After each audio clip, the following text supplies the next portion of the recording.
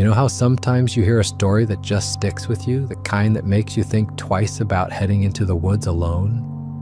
Well, this is one of those stories, and before you ask, no, I wasn't drinking. No, I wasn't seeing things.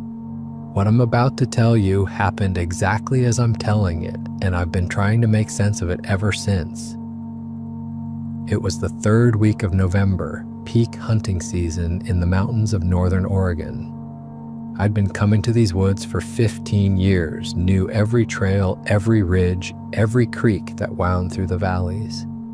My usual spot was about 8 miles back from the main road, where an old logging trail cuts through dense forest before opening up into a series of meadows.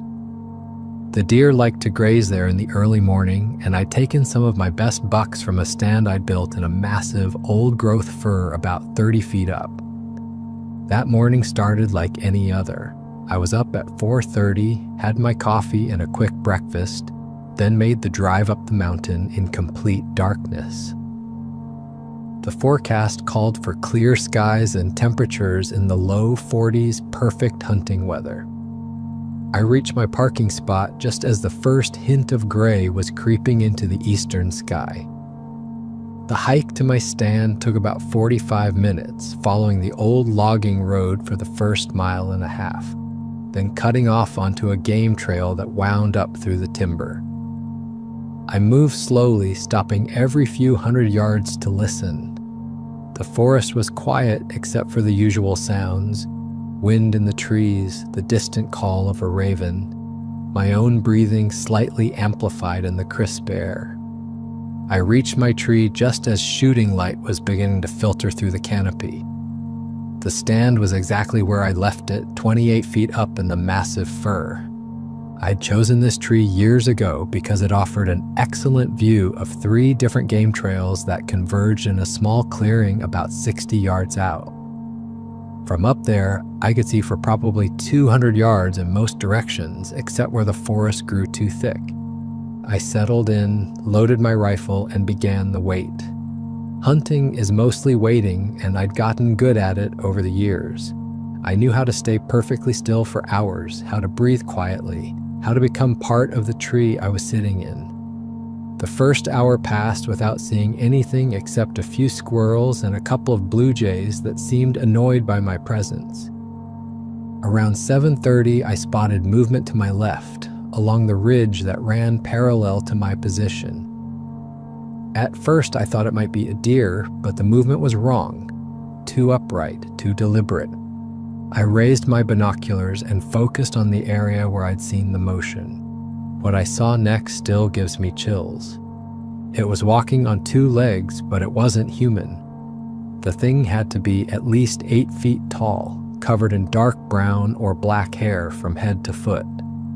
Its shoulders were massive, broader than any man I'd ever seen, and its arms hung down past where its knees would be. The way it moved was fluid, but powerful, like it owned every step it took through that forest.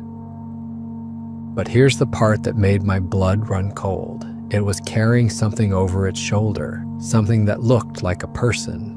I adjusted my binoculars, trying to get a clearer view.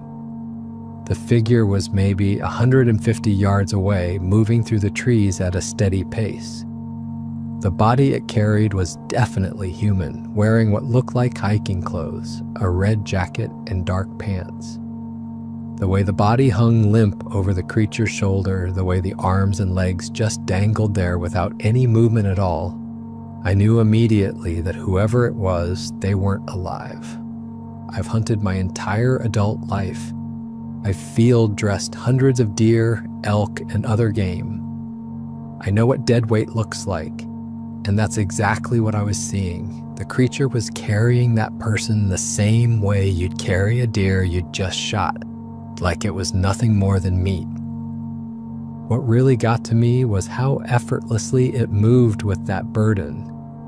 A full-grown man probably weighs between 150 and 200 pounds. But this thing carried him like he weighed nothing at all. Its gait never changed, never slowed. The body just bounced slightly with each step, arms swaying with the motion like a rag doll. I could see more details now through the binoculars. The creature's hair was thick and matted, darker around the shoulders and back, lighter on the chest and belly. Its head was massive, probably twice the size of a human head, with a pronounced ridge above the eyes. When it turned slightly, I caught a glimpse of its profile. The jaw jutted out like a shelf, and I could see what looked like large teeth even from this distance. My heart was pounding so hard I was afraid the sound might carry. I watched as the thing continued moving along the ridge, heading toward what I knew was a series of limestone caves about half a mile deeper into the mountains. I'd explored some of those caves years ago before deciding they were too dangerous to mess around in. Most of them went back into the mountain for hundreds of yards, with side passages and chambers that could easily get you lost forever. The creature moved with purpose, like it knew exactly where it was going. It never hesitated, never looked around for the best route. It just walked steadily through the forest, stepping over fallen logs and pushing through brush that would have slowed me down considerably. Whatever this thing was, it had traveled this route many times before. The rational part of my brain was telling me to stay put, to wait until the thing was long gone, then get the hell out of there and call the authorities. But there was another part of me, the part that had seen that lifeless body, that knew someone's family was going to be wondering where their loved one was. If there was even the slightest chance that person was still alive, I had to try to help. I waited until the creature disappeared into the trees, then carefully climbed down from my stand. My legs were shaking from the adrenaline, and I had to force myself to move slowly and quietly. I shouldered my rifle and started working my way along the ridge, following the same general direction the creature had taken. The terrain was rough, all steep slopes and thick undergrowth, with fallen logs and loose rock that could easily turn an ankle or make enough noise to alert anything within a quarter mile. I moved from tree to tree, stopping every few yards to listen and scan the area ahead. The silence was unnerving. Usually these woods were full of small sounds, birds calling, squirrels chattering, branches creaking in the wind. But now everything was dead quiet, like the forest itself was holding its breath. It took me almost an hour to work my way to where I thought the creature had been heading. Every step had to be calculated. I couldn't afford to snap a branch or dislodge a rock that might go rolling down the slope. I moved from tree to tree, using the larger trunks as cover, always keeping my eyes on the terrain ahead for the best route forward. The forest here was old growth, with massive Douglas firs and cedars that created a canopy so thick that very little sunlight reached the ground. That worked in my favor. The dim light would help hide my movement. But it also made it harder to see what was ahead of me. Every shadow could be hiding something. Every fallen log could be concealing a threat. About halfway to the cave area, I found the first real sign that I was on the right track. In a small clearing where a stream had carved out a muddy depression, I saw a footprint. It was enormous, at least 18 inches long and maybe 7 inches wide at the heel. The toes were clearly defined, with what looked like claw marks extending from each one. The print was fresh, pressed deep into the soft mud. Standing next to it, I put my own boot down for comparison. My size 11 hiking boot looked like a child's shoe next to that massive track. Whatever had made it had to weigh at least 400 or 500 pounds to press that deep into the earth. I took a photo with my phone, though I knew nobody would ever believe it, even with evidence. Then I continued following the trail. It wasn't hard to do once I knew what to look for. Broken branches at about the 8-foot level, disturbed vegetation, more tracks in the soft spots. This thing had passed through here recently and hadn't bothered to hide its trail. The closer I got to the caves, the stronger a particular smell became. It started as just a faint, musty odor, like a basement that hadn't been aired out in years. But as I worked my way up the slope toward the limestone outcroppings, it got stronger and more complex. There was the earthy smell of the caves themselves, but underneath that was something organic and unpleasant, like meat that had been left out too long in warm weather. I could smell the caves before I could see them. That distinctive, musty, earthy smell of deep underground spaces. The entrance I was looking for was hidden behind a screen of young firs and berry bushes, but I knew it was there from my explorations years earlier. The vegetation around the cave mouth told a story. The berry bushes that should have been thick and healthy this time of year were broken and trampled. Young saplings were snapped off at about chest height, or what would be chest height for something much taller than me. There were claw marks scraped into the bark of several trees, gouges that went deep into the wood. I found the opening just as I remembered it, about 6 feet high and maybe 4 feet wide, leading back into complete darkness. But now there were signs that something large had been using it regularly. The vegetation around the entrance was trampled down, and there were marks in the soft earth that could have been footprints, though they were too smudged to make out clearly. More importantly, that smell was much stronger here, a combination of animal musk, rotting organic matter, and something else I couldn't identify but that made my stomach turn. I crouched behind a fallen log about 30 yards from the cave mouth and waited. My plan, such as it was to see if the creature would leave again, giving me a chance to get inside and check on the person it had carried in. It wasn't much of a plan, but it was all I had.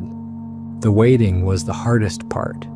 Every sound made me jump, a branch falling somewhere in the forest, a bird calling from the canopy above, even the wind moving through the trees. I kept imagining that I could hear movement from inside the cave, heavy footsteps echoing off stone walls, but I couldn't be sure if it was real or just my imagination. I didn't have to wait long. After maybe 10 minutes, I heard sounds coming from inside the cave, heavy footsteps echoing off stone walls, getting closer to the entrance. The sound was rhythmic but irregular, like something large walking on 2 legs, but not with the steady gait of a human. There were pauses, scraping sounds, and what might have been grunting or heavy breathing. I pressed myself down behind the log and tried to become invisible. My rifle was loaded and ready, but I hoped I wouldn't have to use it. The sound of a gunshot would echo for miles through these mountains, and I had no idea if there might be more of these things around. The footsteps got closer to the cave entrance, and then the smell hit me like a physical force. It was overwhelming up close, a combination of wet fur, rotting meat, and something wild and predatory that triggered every survival instinct I had. This was the smell of something that killed for a living. The creature emerged from the cave, and seeing it up close, even from 30 yards away, was terrifying. It had to be close to 8.5 feet tall, with arms that looked like they could tear a tree in half. Its face was more human than ape, but primitive, with heavy brow ridges and a jaw that jutted out like a shelf. The hair covering its body was thick and dark, almost black, and when it moved, you could see the muscles rippling underneath. But it was the eyes that really got to me. They weren't the eyes of an animal. There was intelligence there, a calculating awareness that was somehow more frightening than simple animal aggression. This thing was thinking, planning, making decisions. It wasn't just a big, dumb beast. It was a predator with a mind. It stood at the cave entrance for a moment, turning its head left and right like it was listening for something. Its ears were larger than human ears, more pointed, and they moved independently as it scanned for sounds. When it turned its head in my direction, I held my breath and tried to melt into the fallen log I was hiding behind. For what felt like an eternity but was probably only a few seconds, it stared directly at my hiding spot. I was sure it had seen me, sure it was about to come charging across the clearing. but then it turned away and walked off into the forest, moving in the opposite direction from where I was hidden.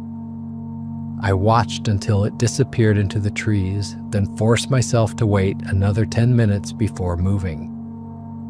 The creature moved through the forest with surprising grace for something so large. It didn't crash through the undergrowth like I would have expected. Instead, it seemed to flow between the trees, finding paths through the vegetation that avoided most of the noise that would have given away its position. Watching it move, I understood how something that big could live in these mountains without being seen very often. It knew how to be quiet when it wanted to. When I was sure it was gone, I approached the cave entrance. The smell was stronger now, not just the musty cave smell, but something else. Something that reminded me of a meat locker that hadn't been cleaned in too long. I pulled out my small LED flashlight and stepped into the cave. The entrance chamber was larger than I remembered, maybe 20 feet across and 12 feet high. But what I saw in the beam of my flashlight made my stomach turn. There were bones scattered around the cave floor, not just animal bones, though there were plenty of those, but what looked like human bones as well. Skulls that were definitely human, rib cages, long bones from arms and legs. Some of them looked old, bleached white and partially buried under debris. Others looked much more recent. And there, about 15 feet into the cave, was the person in the red jacket.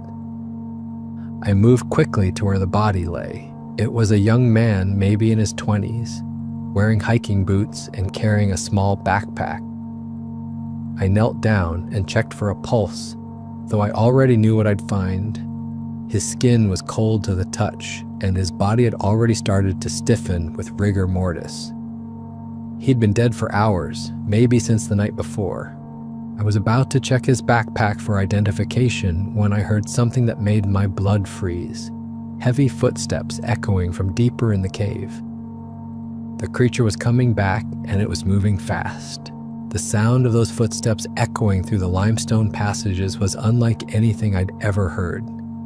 Each step seemed to reverberate through the rock itself, getting louder and more urgent. Whatever it was doing back there, it had finished, and now it was headed straight for where I was crouched next to the body. I clicked off my flashlight and scrambled toward a pile of fallen rocks near the cave wall, squeezing myself into a narrow gap between two large boulders. The space was barely wide enough for my body, and I had to contort myself to fit, pressing my face against the cold stone and trying to control my breathing. I was maybe 20 feet from the body, close enough to hear everything that was about to happen. My heart was hammering so loud I was afraid it would give me away. The footsteps were getting closer, echoing off the cave walls with increasing volume. I could hear other sounds too, a low rumbling that might have been breathing and occasional scraping noises like claws dragging against stone. The footsteps got closer, and then I saw the glow of the creature's eyes reflecting what little light filtered in from the cave entrance. The eyes were large, much larger than human eyes, and they seemed to glow with a greenish light in the darkness. As my own eyes adjusted, I could make out the massive silhouette moving through the cave with surprising grace. It moved straight to where the body was lying, and I watched in horror as it bent down over the dead hiker. This close, I could hear its breathing. Deep, rhythmic, but with an odd whistling quality like air moving through a damaged windpipe. The smell was overwhelming now, a combination of wet animal fur, rotting meat, and something else, something metallic and sharp that made my nose burn. The creature examined the body for a moment, turning the hiker's head from side to side like it was checking for something. Then it reached down with one massive hand and touched the man's chest, pressing down slightly. I realized with growing horror that it was checking to make sure he was dead. Satisfied with whatever it found, the creature straightened up and let out a low sound, not quite a growl, but something deeper and more resonant. It was a sound of satisfaction, like a predator pleased with a successful hunt. Then it bent down, picked up the body like it weighed nothing at all, and started walking deeper into the cave. I could hear them moving away, the creature's heavy footsteps now accompanied by the softer sounds of the body being dragged or carried over the rough cave floor. The sounds faded as they moved deeper into the cave system, echoing off distant walls until I could barely hear them. I waited until the sounds faded into the depths of the cave system, then started moving toward the entrance as quietly as I could. But these caves were full of loose rock and debris, and despite my best efforts, I kicked a small stone that went bouncing across the cave floor. The sound echoed off the walls like a gunshot, and I knew immediately that I'd made a terrible mistake. Immediately, I heard an answering sound from deep in the cave. A low, rumbling growl that seemed to come from everywhere at once. It was deeper and more menacing than anything I'd heard before, a sound that seemed to vibrate through the stone itself. Then came the sound of heavy footsteps, moving fast and getting closer. But these weren't the same measured footsteps I'd heard before. These were the sounds of something large and angry moving at full speed, crashing through the cave without any attempt at stealth. I could hear rocks being kicked aside, the scrape of claws on stone, and that terrible growling getting louder and more urgent. I abandoned any pretense of stealth and ran for the cave entrance, my flashlight beam dancing wildly as I tried to navigate the uneven floor. Behind me, the creature was making sounds I'd never heard before, roars and snarls that seemed to shake the very walls of the cave. Whatever this thing was, I'd invaded its territory and it was furious. I could hear it getting closer with every second. The cave wasn't that deep, maybe 100 yards to where I'd been hiding, and something that size could cover ground incredibly fast. I stumbled over loose rocks, scraped my shoulder against the cave wall, and nearly fell twice before I saw daylight ahead. I burst out of the cave into daylight and kept running, crashing through the undergrowth and jumping over fallen logs. The terrain was against me here, all uphill through thick forest with no clear trail. I could hear the creature behind me, and the sounds it was making weren't like anything I'd ever heard before. Deep, guttural roars that seemed to shake the ground. The thing that really terrified me was how quickly it was gaining ground. I was running as fast as I could through terrain I knew reasonably well, but I could hear it crashing through the forest behind me, and it was getting closer with every stride. Whatever this thing was, it was built for moving through rough country at high speed. I risked a look back and saw it emerge from the cave. In the daylight, it looked even more massive and terrifying. The sunlight caught the thick hair covering its body, showing details I hadn't been able to see before. Its arms were incredibly long, hanging down, past where its knees would be, and its hands looked more like claws than anything human. When it saw me, it let out a roar that echoed off the surrounding ridges, then started after me with a loping gait that covered ground incredibly fast. I've been in good shape my whole life, but this thing was covering ground faster than I thought possible. It moved through the forest like the trees weren't even there, pushing through brush that would have stopped me cold and stepping over fallen logs that I had to climb over. I could hear branches snapping and rocks rolling as it crashed through the forest behind me, getting closer all the time. My lungs were already burning, and I knew I couldn't keep this pace up for long. The creature, on the other hand, didn't seem to be slowing down at all. If anything, it was getting faster as it warmed up to the chase. I was in decent shape for a 43-year-old man, but this thing was built for moving through rough country. It was gaining on me with every stride.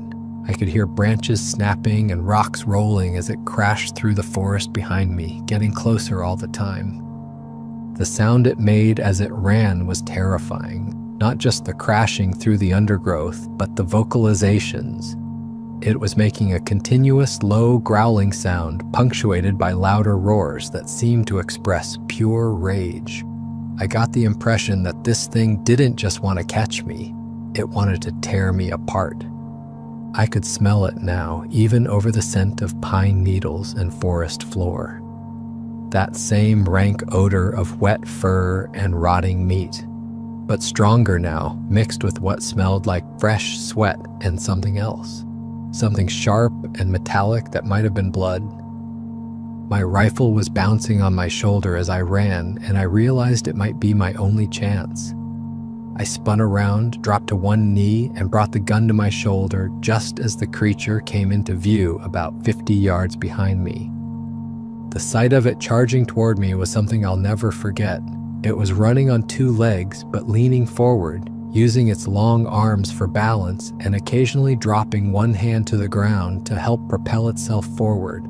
Its face was twisted into a snarl that showed massive canine teeth, and its eyes, those terrible glowing eyes, were locked directly on me.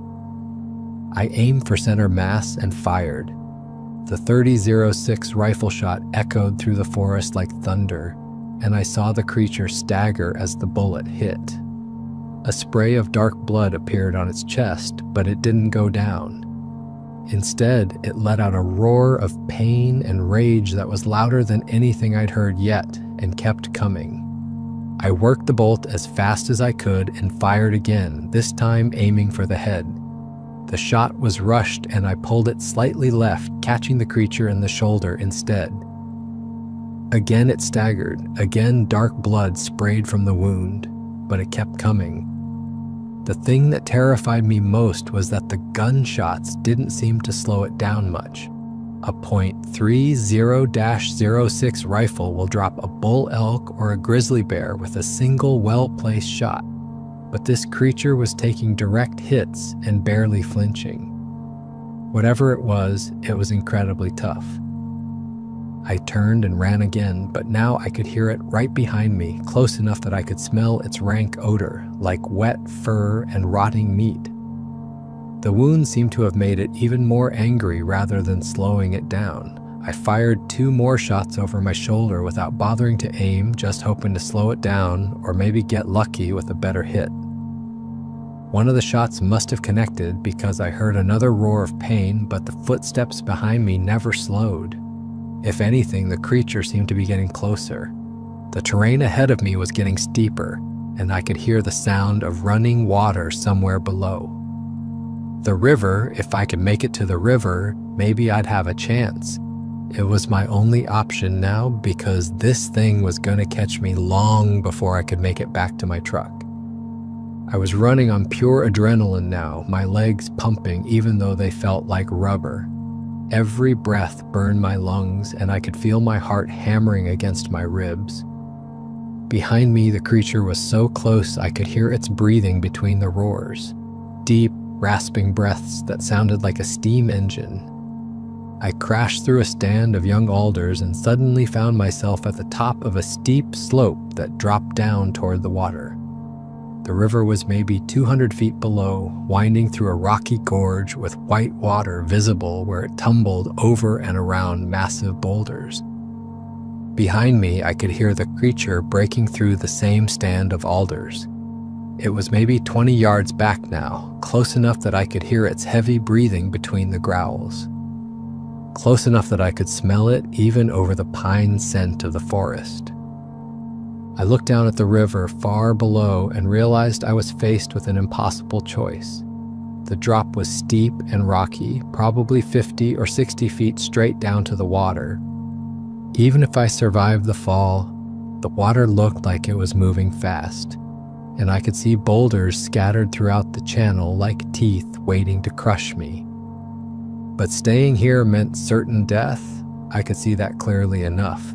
I could hear the creature crashing through the last of the undergrowth behind me, and I made my choice. I heard the creature crashing through the last of the undergrowth behind me, and I made my choice. I jumped. For a split second as I fell, I had time to see the rocks jutting up from the riverbed below me, and I was sure I was about to die. The water looked shallow, maybe 3 or 4 feet deep, with granite boulders scattered throughout the channel like teeth waiting to crush me. But somehow, and I still can't explain this, I hit the water in the one spot that was deep enough and clear of rocks. It was like the hand of God had guided me to the only safe landing spot in that entire stretch of river. The water was shockingly cold, probably in the 30s, and the current was stronger than it had looked from above. I went under completely, tumbled along the bottom for what felt like forever, then fought my way back to the surface, gasping for air. I looked back up the slope and saw the creature at the top of the cliff, silhouetted against the sky. It was massive, easily 8.5 feet tall, with arms that looked like tree trunks. It stood there for a moment, then let out another one of those bone-chilling roars. I started swimming downstream as fast as I could, letting the current help carry me away from that thing. The water was so cold it felt like knives cutting into my skin, and I knew I didn't have long before hypothermia would start shutting down my body. But the creature wasn't done with me yet. As I swam and was carried downstream, I heard a sound like thunder and looked back to see a boulder the size of a washing machine splash into the water where I'd been just seconds before. Then another and another. The thing was throwing rocks at me from the cliff top, massive stones that would have crushed me instantly if they'd connected. Most of the rocks fell short or went wide, but one caught me right in the shoulder, spinning me around in the water and sending a shock of pain through my entire right side. My right arm went numb immediately, and I realized I was going to have to swim with just my left arm and legs. The current was swift here, maybe 8 or 10 miles an hour, and I used it to help carry me downstream while I kicked and paddled with my good arm. The water was so cold that my muscles were starting to cramp, and I was having trouble coordinating my movements. For what felt like hours but was probably only 10 or 15 minutes, I fought to keep my head above water while the river carried me through the gorge. The creature had stopped throwing rocks and was no longer visible, but I kept swimming anyway, afraid it might be following along the bank. Finally, the river widened and slowed as it entered a broader valley, and I was able to work my way toward the shore. By the time I dragged myself out of the water and collapsed on the rocky bank, I was more dead than alive. My lips were blue, my whole body was shaking uncontrollably, and I couldn't feel my hands or feet. I lay there for I don't know how long, just trying to get my body temperature back up and figure out where I was. The sun was directly overhead now, so it had to be close to noon. I'd been in the water for at least half an hour, maybe longer.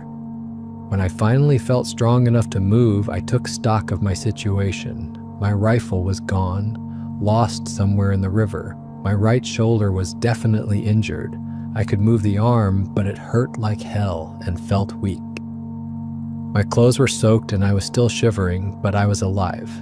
I started walking downstream, following the riverbank and hoping to find a road or a trail that would lead me back to civilization. Every few minutes I'd stop and listen, terrified that I'd hear the sound of something large crashing through the forest behind me.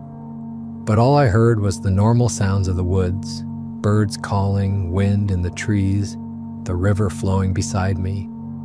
It took me almost 4 hours to make it back to a place I recognized. By then, the sun was getting low, and I was starting to worry about spending a night in the mountains in wet clothes. But finally, I found a logging road that I knew would lead me back to the main Forest Service road where I'd parked my truck. The truck was still there, exactly where I'd left it that morning. I'd never been so happy to see anything in my life.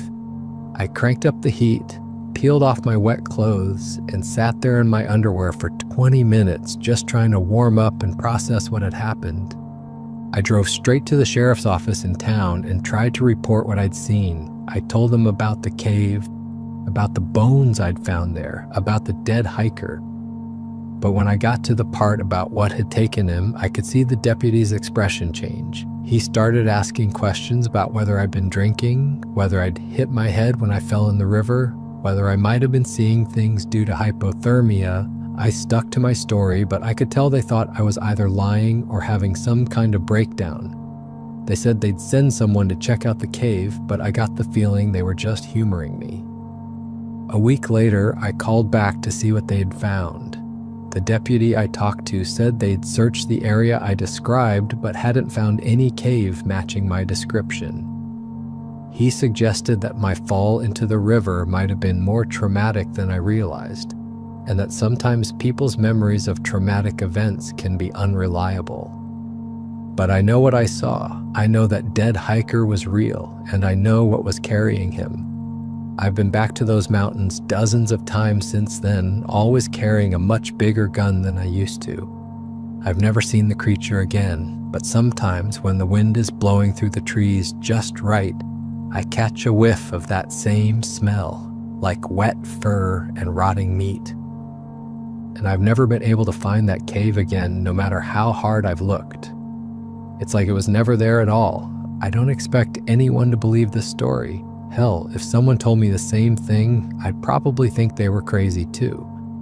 But I'm telling you exactly what happened, and I'll take a lie detector test to prove it if anyone wants me to. There are things in those mountains that we don't understand, things that our science books say don't exist.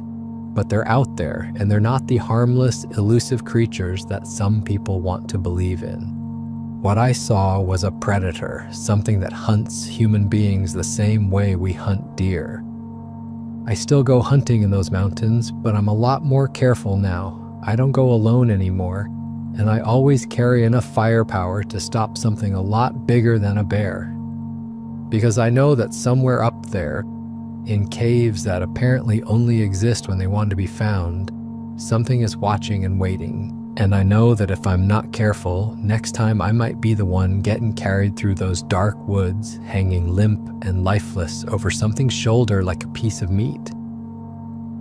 The worst part is thinking about that young hiker, whoever he was.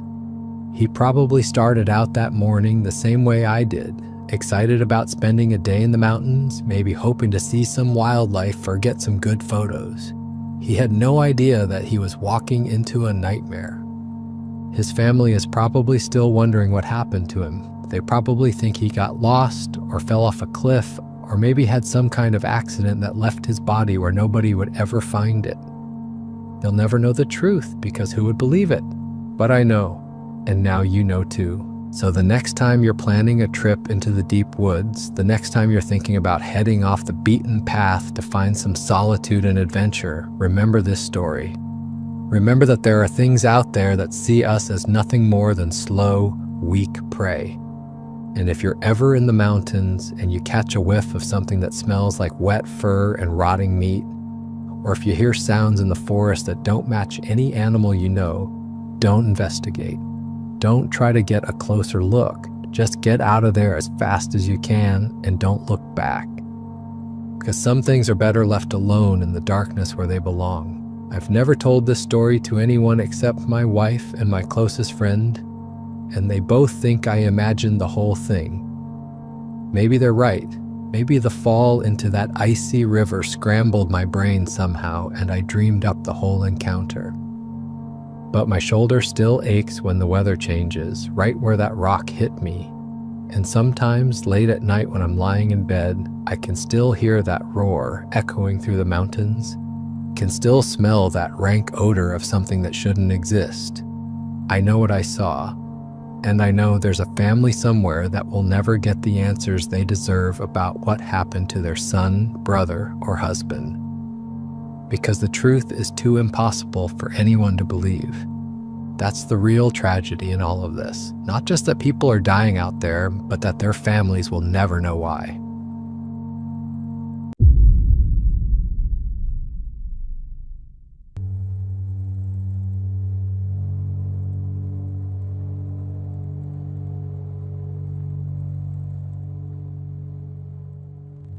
I'm standing in what's left of my barn at dawn, looking at the splintered boards and tufts of dark fur caught in the broken wood. The horses are gone, the farm is gone, my entire way of life is gone. Something had been watching my family for years, and I ignored every single warning sign until it was too late. This is the story of how I lost almost everything.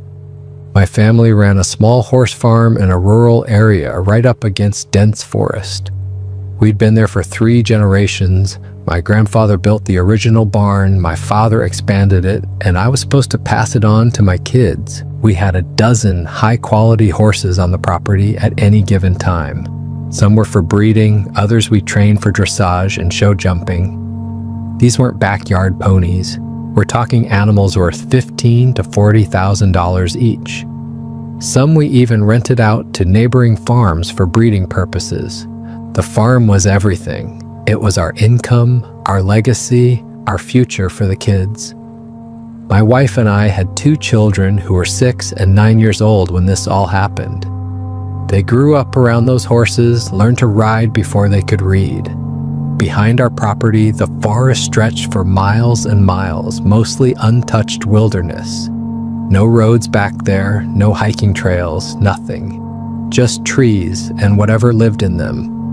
Looking back, the signs started about 3 years before everything fell apart. I just didn't want to see them for what they were.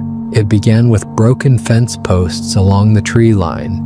I'd go out to check the pastures and find these thick wooden posts snapped clean in half. Not rotted through or termite damaged, just broken like someone took a baseball bat to them. The breaks were clean, showing the force had been applied suddenly and with tremendous strength. I blamed it on the weather, on age, on anything that made sense. Then there were the footprints, massive footprints in the mud near the creek that ran through our back 40, much larger than any boot I'd ever seen. I measured one once, 17 inches long, 7 inches wide at the ball of the foot. I convinced myself they were bear tracks, even though they didn't really look like bear tracks. Bears leave claw marks.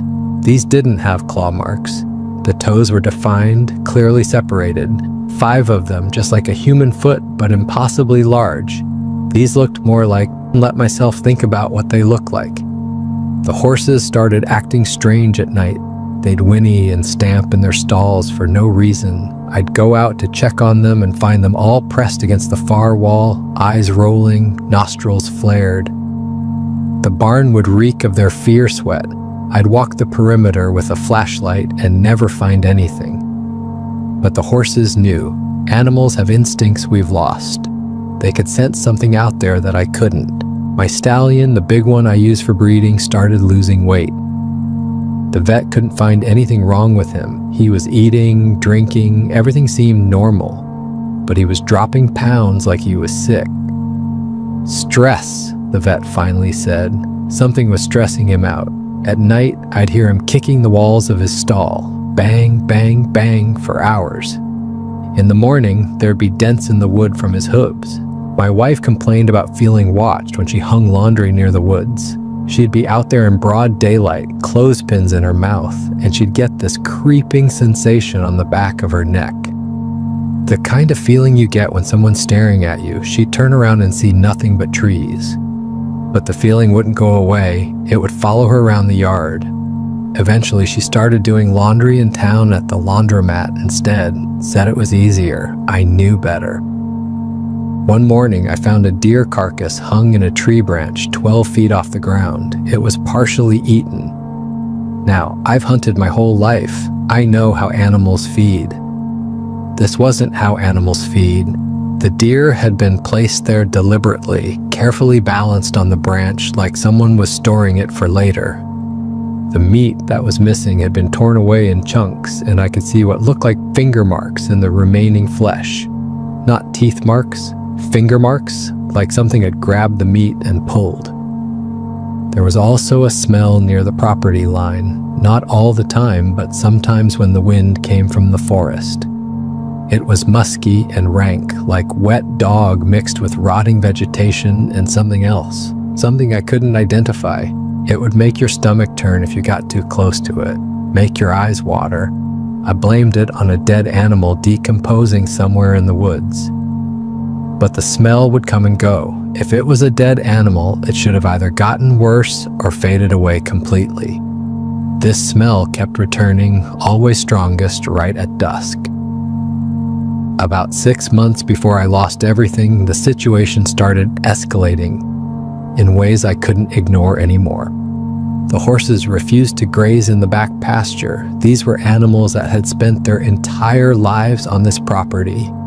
And suddenly, they wouldn't go near the tree line. I'd open the gate to let them out, and they'd bunch up by the barn instead. When I tried to lead them out, they'd plant their hooves and refuse to budge. A 1,200-pound animal is immovable when it doesn't want to move. One morning, I watched from the kitchen window as 3 of my horses stood at the fence line of the near pasture, all facing the woods. They stood completely still for over an hour, just staring.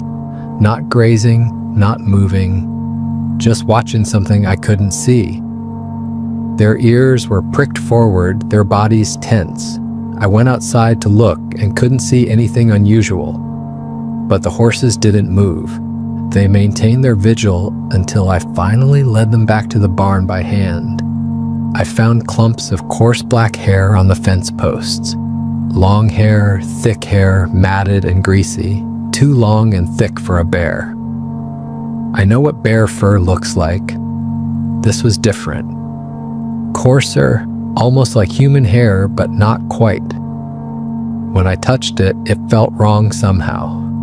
Oily and stiff at the same time. I pulled one of the clumps down and it left a smell on my hands that wouldn't wash off for hours. Then one morning I came outside and found my daughter's swing set bent.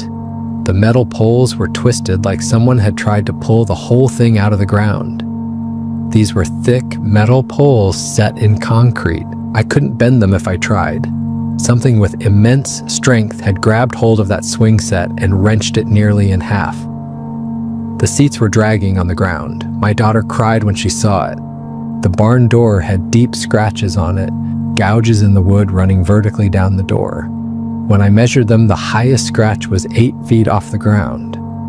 I tried to think of an animal that could scratch wood at 8 feet while standing on the ground. I couldn't. The scratches were parallel, 4 of them side by side, like fingers. My wife heard heavy footsteps circling the house at 2 a.m. She woke me up, terrified, saying something was walking around out there. We lay in bed listening to these slow, heavy thuds. Too slow for a running animal, too heavy for a person. Each footfall shook the house slightly. We listened to whatever it was circle the entire house twice before the sound faded back toward the woods. I installed motion sensor lights all around the property. They'd go off at random times during the night. I'd look out the window and see nothing. Or sometimes I'd catch just a glimpse of something large moving out of the light's range. Something walking upright. The lights would trigger in sequence sometimes, like something was deliberately walking the perimeter, testing our defenses. My son told me about something he'd seen from the school bus. He was 9 years old then. The bus dropped him off at the end of our long driveway every afternoon around 3:30. One day in early spring, he came running into the house, breathing hard, eyes wide. He said there was a man standing in the woods watching him walk up the driveway, a really tall man covered in hair. He'd stopped walking and stared at it, and it had stared back. Then it had turned and walked deeper into the forest, not hurrying, just walking away like it had all the time in the world. My son said it walked on 2 legs but hunched over, its arms hanging down almost to its knees. I told him it must have been a hunter in camouflage. He insisted it wasn't. He knew what hunters look like. This was different. This wasn't wearing clothes. This was covered in hair, dark brown hair all over its body. I drove down to the end of the driveway after dinner and looked around, found footprints in the soft earth at the tree line. They weren't human footprints. I measured them. 16 inches long. I told my son I'd start picking him up from school instead of letting him take the bus. He seemed relieved. A week later, my daughter came to me before bed. She was 6, small for her age, scared of the dark. She said the hairy man had looked in her window. She'd woken up to use the bathroom and seen a face pressed against the glass. A flat nose, dark eyes, hair covering everything except the eyes and nose and mouth. She'd screamed and her mother had come running, but by the time they got to the window, there was nothing there. I checked outside in the morning. Her window was 8 feet off the ground. There was a clear impression in the mulch below where something had stood. The impression was deep, like whatever made it was extremely heavy. There were handprints on the window glass. I measured them. The palm print was 9 inches across. The fingers had left smudges extending another 6 inches. I didn't let the kids sleep in that room anymore. They bunked together in the room on the opposite side of the house, the side facing away from the woods. I nailed the curtains shut in the abandoned bedroom and didn't go in there unless I had to. I started seeing movement in the woods all the time, not animals, something larger, something that moved with purpose. I'd be working in the yard and catch a glimpse of something dark moving between the trees. When I'd look directly at it, it would be gone. But the impression remained, the sense of being observed. One evening I was working on the fence line, replacing the boards that kept getting broken. The sun was getting low, maybe an hour of good light left. I heard a branch snap behind me. I turned around and saw it standing about 50 feet away, partially hidden behind a large oak tree. It was watching me work, just standing there, one massive hand gripping the tree trunk, peering around at me. We made eye contact. Its eyes were dark, almost black, but there was intelligence in them. Awareness. It knew I saw it. And it didn't care. I slowly reached for the hammer I'd set down, not to throw it, just to have something in my hand. The creature tilted its head, like it was curious about what I was doing. Then it pushed away from the tree and walked deeper into the forest. It didn't hurry. It walked upright, slightly hunched, its long arms swinging. In a few seconds, it had disappeared completely into the undergrowth. I abandoned the fence work and went straight to the house. I was shaking. The thing had been so close. Close enough that I could have hit it with a thrown rock if I'd tried. And it hadn't been afraid of me at all. A few nights later, my wife and I were watching television in the living room. The kids were asleep upstairs. Around 10 o'clock, we heard a sound from the back porch, a scraping sound, like something dragging across wood. Then a heavy thud, like something large had dropped onto the porch. I grabbed my rifle from the closet, told my wife to lock the doors behind me and call the sheriff if I wasn't back in 5 minutes.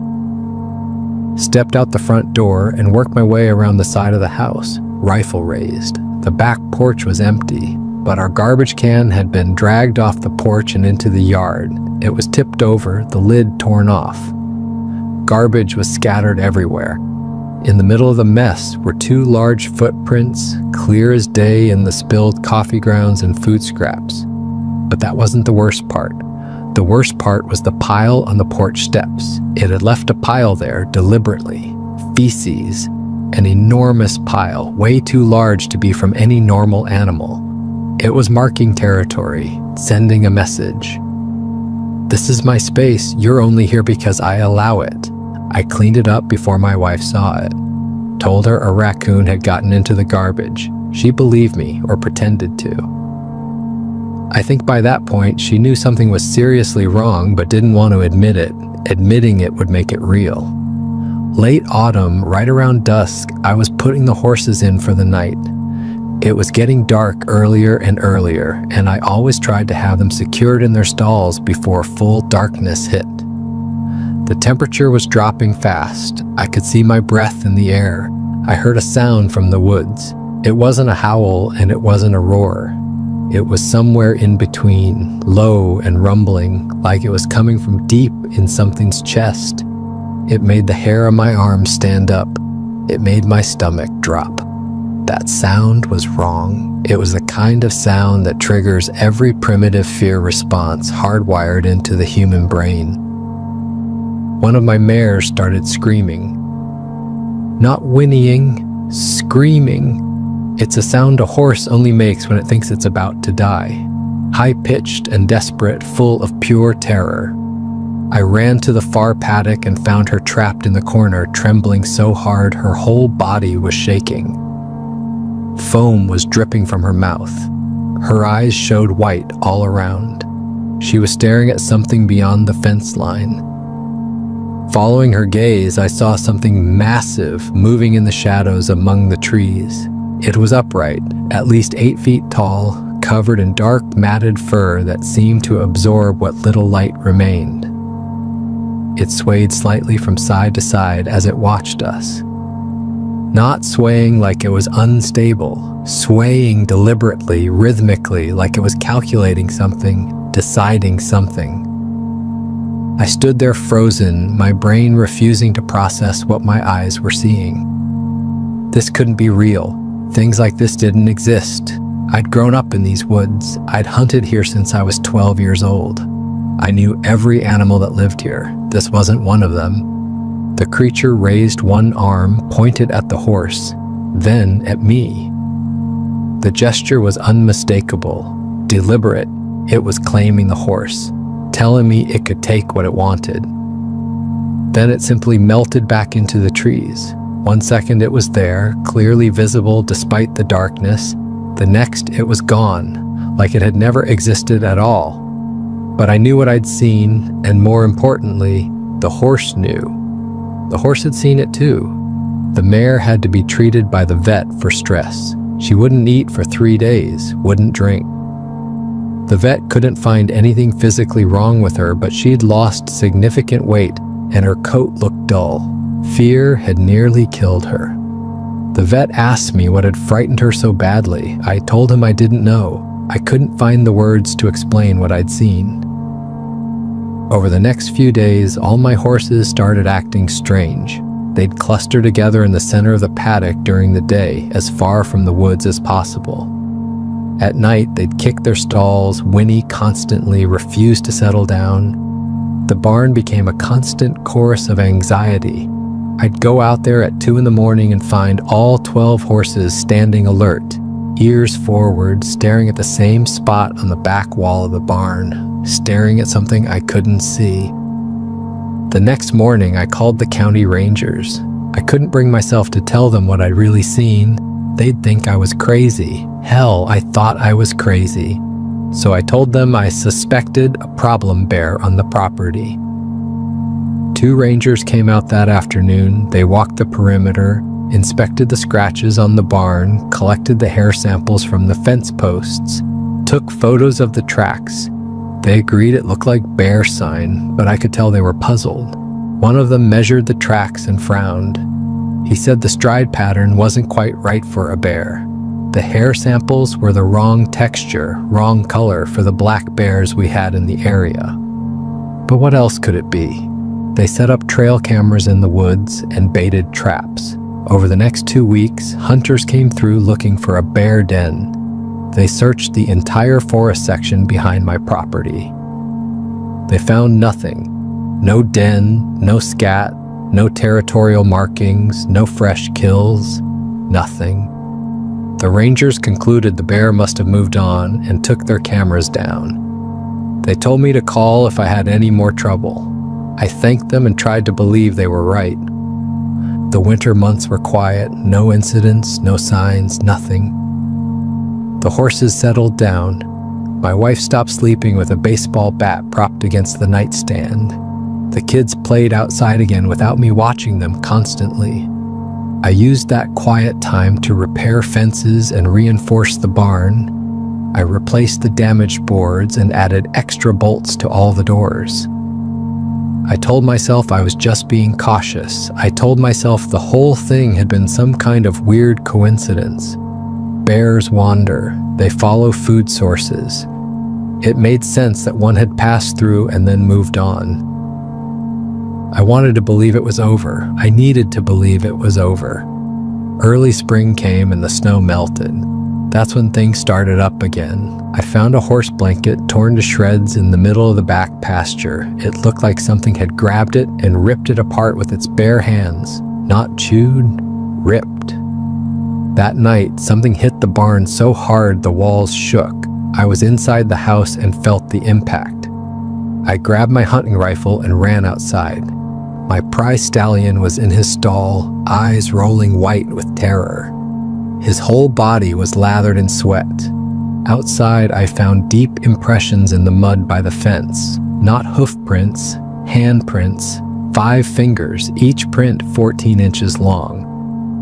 The fence boards were broken outward, like something had tried to reach through and grab the horse. I stood there in the dark with my rifle, staring at those handprints, and finally admitted to myself what this was. This wasn't a bear. This wasn't any animal I'd learned about in school. This was something else entirely. 3 nights later, the horses started screaming at midnight, all of them at once in pure terror. I grabbed my rifle and ran to the barn in my underwear and boots. My wife was shouting behind me, asking what was happening. I told her to lock the doors and keep the kids inside. The side door was ripped completely off its hinges. It was hanging by one twisted nail, swinging in the cold wind.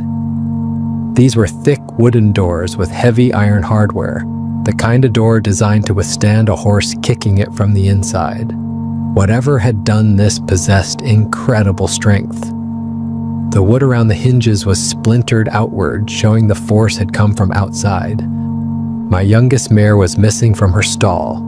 The stall door was intact, latched shut, but she was gone. I'd raised that horse from birth, 3 years old, gentle as a lamb, just starting her training for dressage.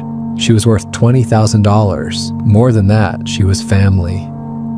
I followed a trail of disturbed earth and blood spots into the edge of the woods. My hands were shaking so hard I could barely hold the flashlight. The blood trail was intermittent. A drop here, a smear there. Not a lot of blood, but enough to tell me she was injured. About 200 yards in, I found her. Her neck was broken. She was lying on her side, legs twisted at wrong angles. She'd been partially dragged through the underbrush. I could see the drag marks in the dirt, deep gouges where something heavy had been pulled. In the beam of my flashlight, I could see finger marks in the bruising on her body, not claw marks, finger marks, dark purple bruises in the shape of a hand, each finger clearly defined. Something with hands had grabbed her throat and snapped her neck. The prints were huge. I placed my own hand next to one of the bruises. My hand looked like a child's in comparison. There were other marks too. Scratches along her flanks where she'd been grabbed. Bite marks on her shoulder, but not like any animal bite I'd seen. The teeth pattern was wrong, too human. The canines were pronounced, but the overall arrangement was closer to human than wolf or bear. I called the sheriff's department. They came out, looked at everything, took some photos, and documented it as a wildlife incident. One deputy suggested it might have been a mountain lion, even though mountain lions hadn't been seen in this area in decades. I didn't argue with him. What was I going to say? That a Bigfoot killed my horse?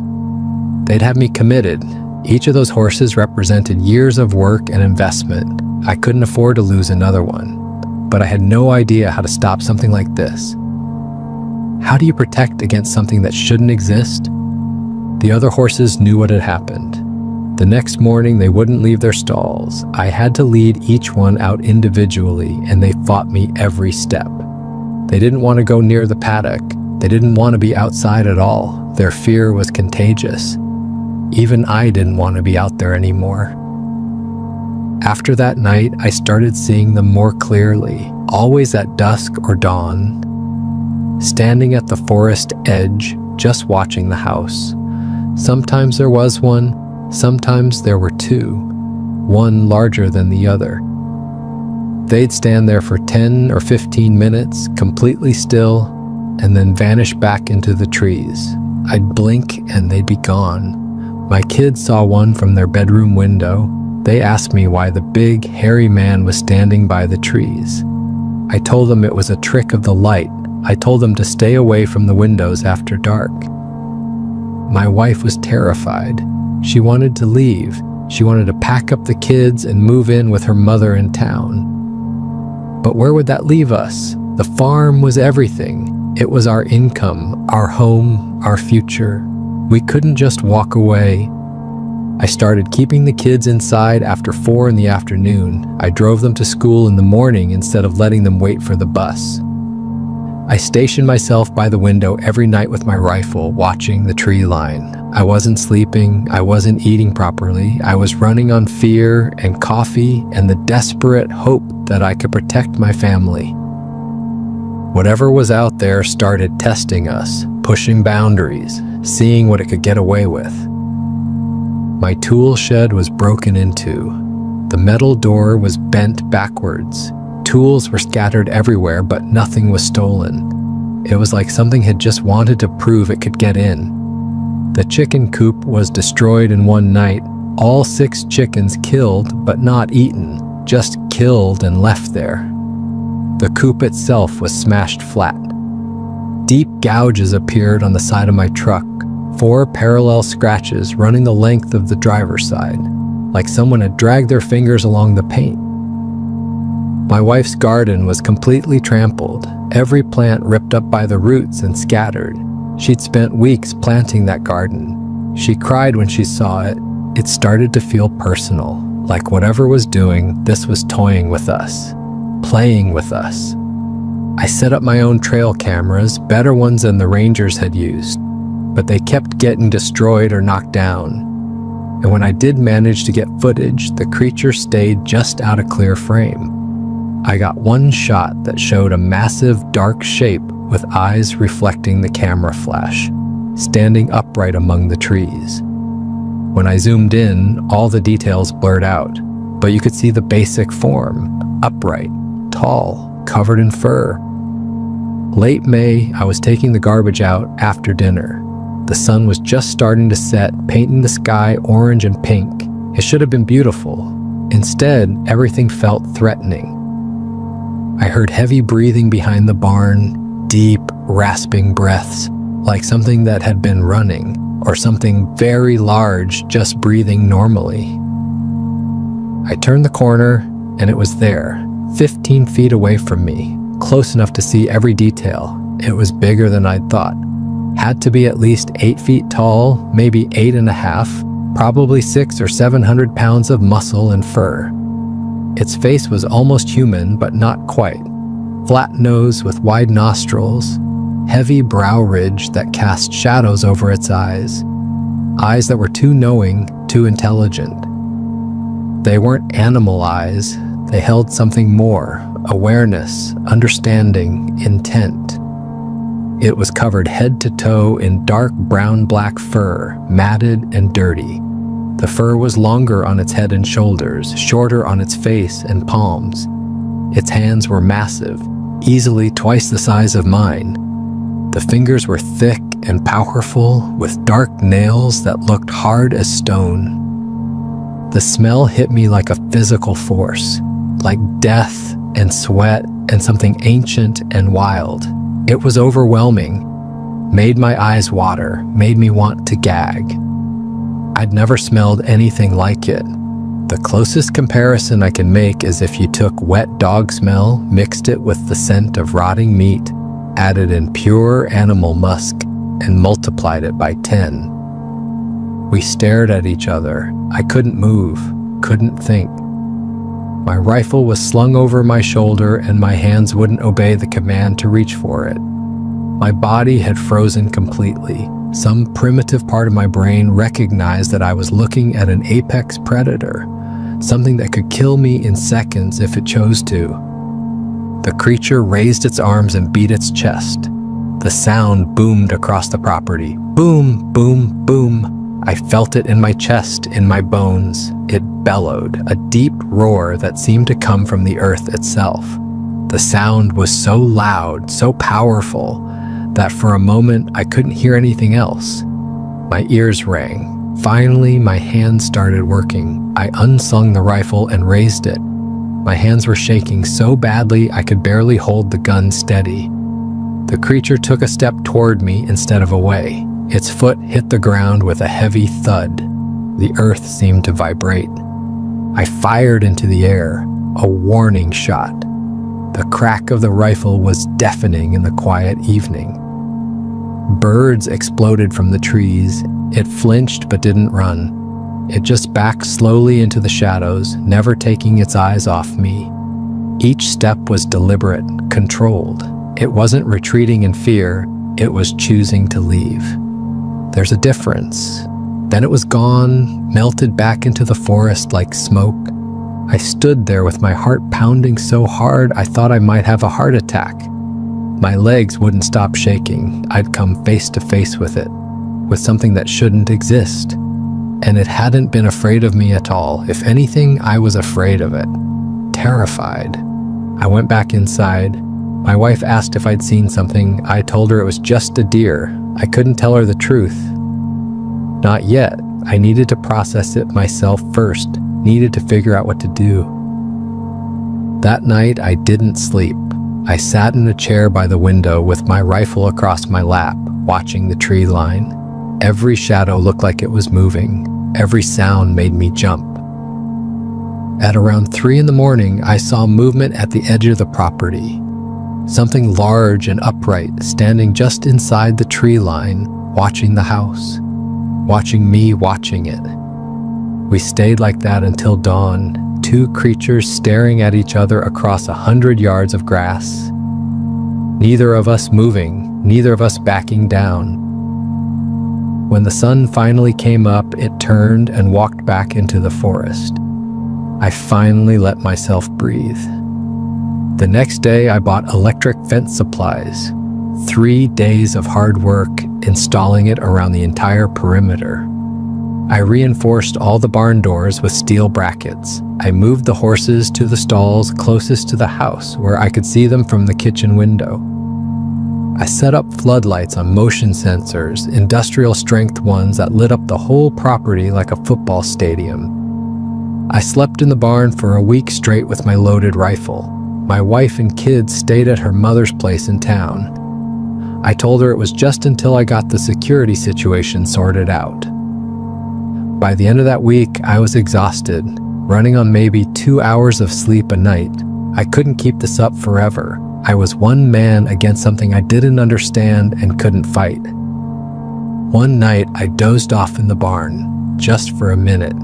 When I jerked awake, I found that something had torn down 40 feet of electric fence. The posts were ripped right out of the ground and snapped like twigs. Whatever this thing was, it was stronger than anything I could build. My wife's mother needed her house back. She was elderly, and having my wife and 2 kids there for over a week had worn her out. So my family came home. I didn't tell my wife about the destroyed fence. I'd already rebuilt it. I didn't tell her I'd seen the creature up close. She was already scared enough. For 4 days, everything was quiet, almost too quiet. I started to think maybe the thing had finally moved on. Maybe my show of force had worked. On the 5th night at 3 a.m, I learned how wrong I was. Over the next week, I tried to maintain some kind of normalcy, but everything had changed. The fear had settled into our bones. My daughter wouldn't sleep alone. She'd crawl into bed with us every night, shaking, crying, saying she could hear them outside. Sometimes I could hear them too. The heavy footsteps, the low rumbling sounds they made to communicate. They were still out there, still watching. My son stopped playing outside completely. He'd stand at the window and stare at the woods. One day I found him with a baseball bat, practicing his swing. He said he was getting ready in case they came back. He was 9 years old. No 9-year-old should have to think like that. The horses were a wreck. Several had stopped eating, others had developed nervous habits. One mare paced her stall constantly, wearing a path in the dirt. Another had started biting herself, leaving raw patches on her legs. The stress was killing them as surely as any physical attack. I installed more lights, reinforced what was left of the barn, set up cameras. None of it made me feel safer. None of it would stop something that strong, that intelligent, that determined. My wife barely spoke to me. When she did, it was about leaving, about getting the kids somewhere safe, about how we were risking everything by staying. She was right, but leaving meant giving up everything we'd built. everything my family had built for 3 generations. One night, I found her packing boxes in the kids' rooms. She wasn't asking anymore. She was telling me. We were leaving with or without me. 2 nights before we finally made the decision to sell, they came back. This time they didn't attack the barn, they attacked the paddock fence. I woke up to the sound of wood breaking, ran outside with my rifle to find them systematically destroying the fencing. 3 of them this time, working together, ripping out fence posts, throwing them aside like they weighed nothing. I fired into the air. They stopped and looked at me. One of them picked up a fence post, had to be 80 pounds, and threw it. The post sailed through the air and crashed into the side of my truck, caving in the door. A warning, a demonstration of power. Then they left. Just turned and walked away. They could have attacked me, could have come for the house, but they didn't. They were sending a message. You can't stop us. You can't fight us. Leave or we'll escalate. The next morning, I found one of my horses dead in her stall. Natural causes, the vet said, heart attack. But I knew better. The stress had killed her, the constant fear, she'd literally been scared to death. That horse was pregnant. Due to foal in 3 months. I'd lost 2 lives that day. The foal would have been worth $25,000. That was my kids' college fund gone in one night. The sound woke me from a dead sleep. Horses screaming, wood splintering, metal screeching. All of it at once in a terrible symphony of destruction. The whole house was shaking. I grabbed my rifle and ran outside in my underwear and boots. My wife was right behind me, shouting, asking what was happening. I told her to stay in the house, get the kids into the bathroom, lock the door, call 911. She ran back inside. The barn was being torn apart from the outside. Not one side, multiple sides at once. There was more than one of them. The creature I'd been seeing was ripping boards off the wall on the south side, reaching through the gaps for the horses inside. On the north side, I could see another shape. Smaller but still massive, doing the same thing. They were working together, coordinating. The horses inside were in complete panic. I could hear them kicking the stalls, screaming, trying desperately to escape. But there was nowhere to go. The creatures had them trapped. I raised my rifle and fired at the larger one.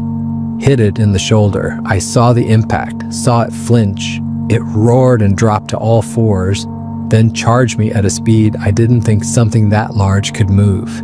It covered the distance between us in seconds. I dove to the side and it rushed past, so close I felt its fur brush my arm. The fur was coarse and damp with dew. I rolled to my feet and fired again as it turned around.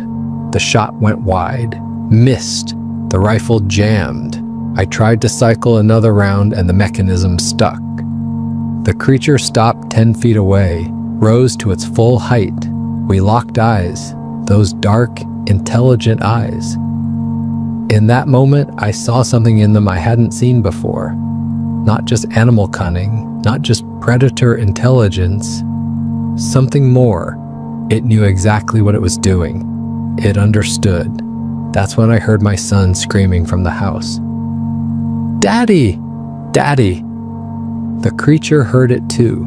It looked past me toward the house where my family was, where my children were. The smaller creature had stopped tearing at the barn and was also looking at the house. They were considering something, making a decision. I raised the jammed rifle like a club. I didn't care that I couldn't shoot. I'd beat them with it if I had to. I'd die before I let them near my family. The larger creature looked back at me. We held that gaze for what felt like an eternity. Then it made a sound, a low rumble that seemed to come from its chest. The smaller one responded with a similar sound, some kind of communication. Then they turned and walked back toward the woods, not running, walking, taking their time. The larger one stopped at the tree line and looked back at me one more time. Then they were gone. In that moment, I understood. This thing could have killed me anytime it wanted. It could have come for my family anytime it wanted. But it hadn't. It was giving me a choice. Keep fighting and risk everything, or leave. The message was clear. This was their territory. We were the intruders. And they were done being patient with us. When the sheriff's deputies arrived 20 minutes later, they found the barn in ruins. 2 sides had been partially demolished, boards ripped off, support beams cracked, the roof sagging dangerously. Inside, 2 horses were injured. One had deep lacerations down her flank where she had crashed into something sharp trying to escape. Another had kicked through her stall door and broken her leg in the process. The deputies took photos, measured the damage, asked questions I couldn't really answer. What had I seen? How many animals? What direction did they go? I told them the truth, mostly. Multiple large animals, very large, attacked the barn, went back into the woods. I didn't tell them the animals walked on 2 legs and had hands. They wrote it up as a bear attack, maybe 2 bears. Very unusual behavior, they said. They'd notify fish and wildlife. The vet came at dawn. The horse with the broken leg had to be put down. She was worth $18,000. The one with lacerations needed stitches and antibiotics. Another $1,000 in vet bills. My insurance wouldn't cover any of it. The policy specifically excluded unexplained animal attacks and acts of nature. This qualified as both. I sat at the kitchen table as the sun came up. My wife was crying. The kids were terrified.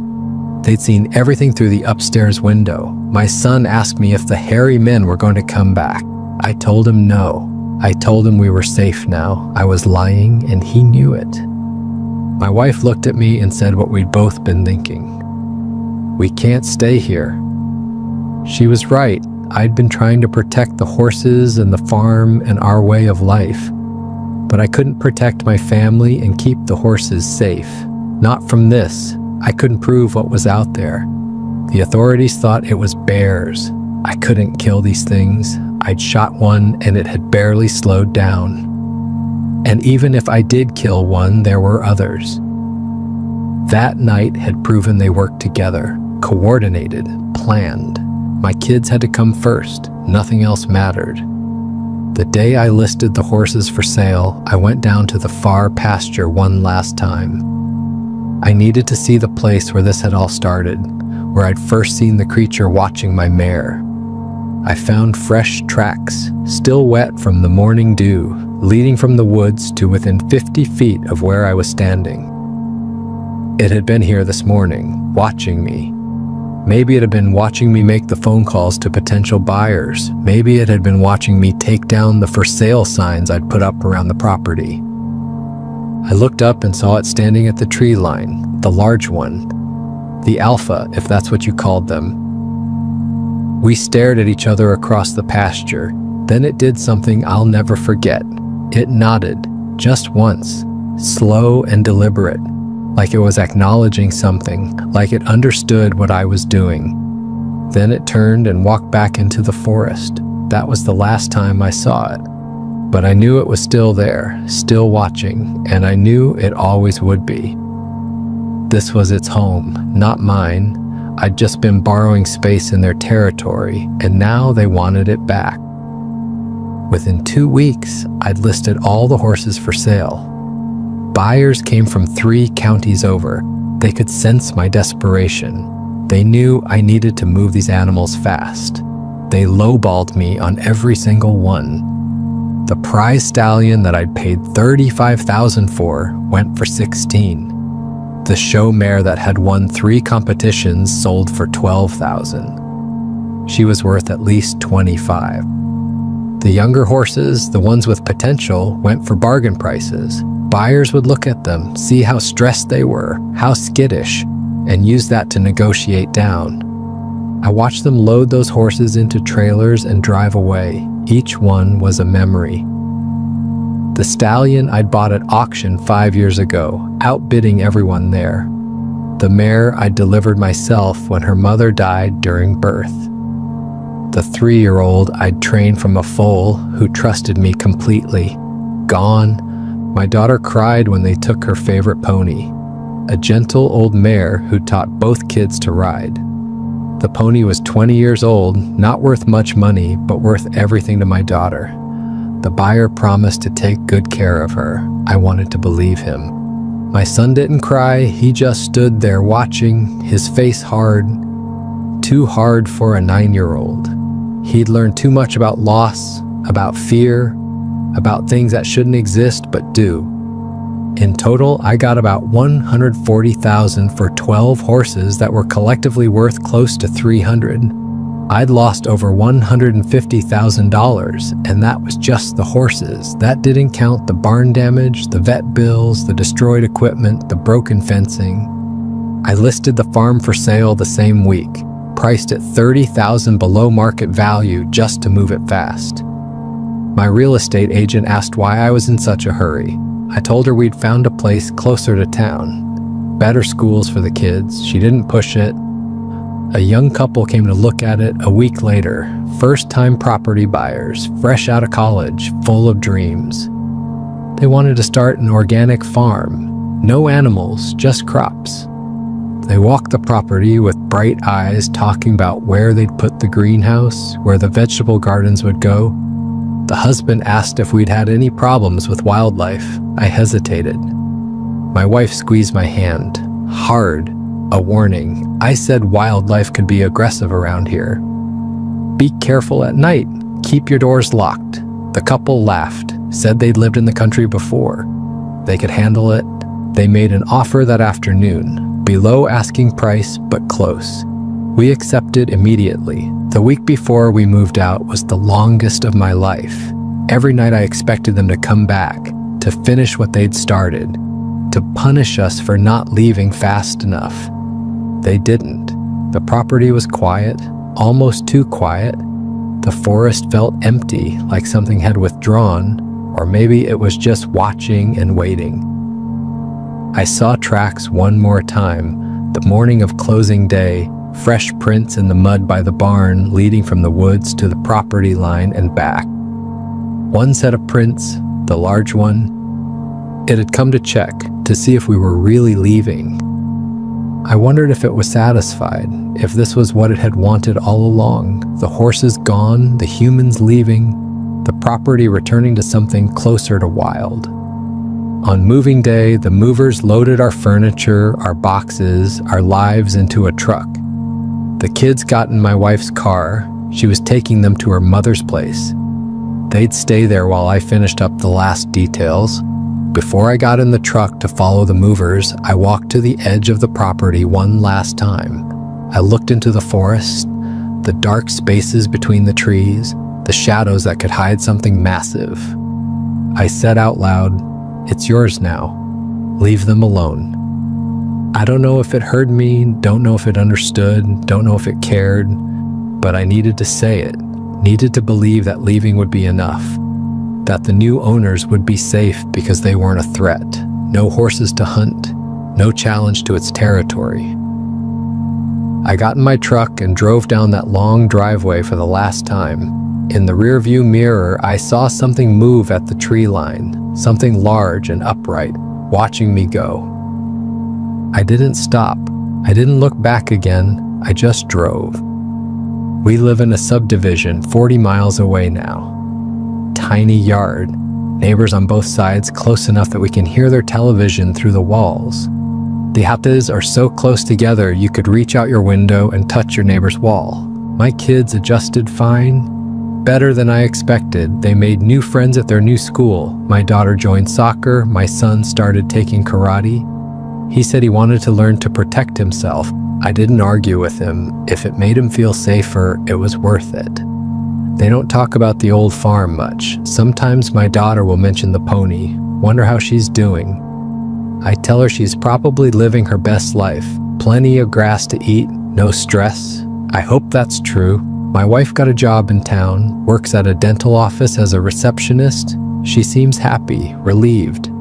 The fear has gone from her eyes. She sleeps through the night now. No more waking up at every sound, reaching for the baseball bat she kept by the bed. I work construction now, framing houses, installing siding, roofing. The work is good, physical, keeps my mind busy. The pay is steady, though not what the farm brought in. We're getting by. But sometimes I wake up at 3 in the morning listening for sounds that aren't there anymore.